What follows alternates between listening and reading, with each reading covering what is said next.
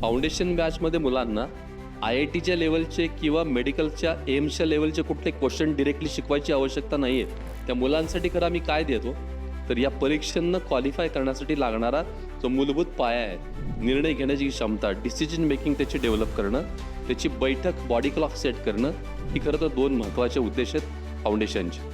आणि सेम या गोष्टी आम्ही त्याच्यात करत राहतो. कमीत कमी वेळामध्ये ते मूल अचूक निर्णय कसा घेईल, कारण कॉम्पिटिटिव्ह एक्झाममध्ये उत्तरं शोधायची नसतात, ऑप्शनमध्ये उत्तरं दिलेली असतात, त्यातलं योग्य पर्याय शोधायचा असतो.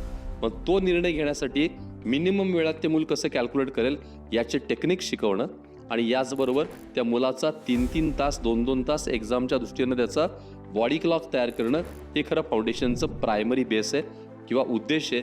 यावर दिशा खरं काम करते.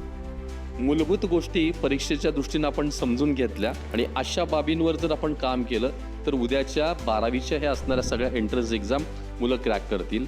परीक्षांना असणारे सिलेबस कोणते आहेत, सब्जेक्ट कोणते आहेत, हे नंतरचं आहे. पण परीक्षांना क्वालिफाय होण्यासाठी लागणाऱ्या मूलभूत गोष्टी आहेत, म्हणजे जसं बैठक आहे. कारण या कोणत्याही परीक्षा मिनिमम 3-3 तासाच्या आहेत. मुलाला एका जागेवर 3 तास बसून या सगळ्या टफ क्वेश्चन्सला फॉलो करणं, काम करणं, त्यावरची उत्तरं शोधणं, याची सुद्धा शारीरिक आणि त्याचबरोबर मानसिक कॅपॅसिटी डेव्हलपच झालेली नसते. ही खरं फाउंडेशनमध्ये करायला पाहिजे. त्याला कॉम्पीट करता आला पाहिजे, टफनेस त्याला कळला पाहिजे, कॉम्प्लेक्स आणि कुठल्याही कठीण प्रश्नांना फेस करून त्यातनं मिनिमम वेळात उत्तरं शोधता आली पाहिजेत. ही खरं तर मुलांच्या फाउंडेशनच्या डेव्हलपमेंटमधली पहिली बाब आहे. यानंतर मग फिजिक्स, केमिस्ट्री, मॅथ्स, बायो हे सगळे विषय त्या सब्जेक्ट टीचरच्या शिकवण्यातून त्याच्या संकल्पना मूलभूत क्लिअर करत जातील. पण पाया चांगला करा, एक्झामच्या गरजेचा पाया.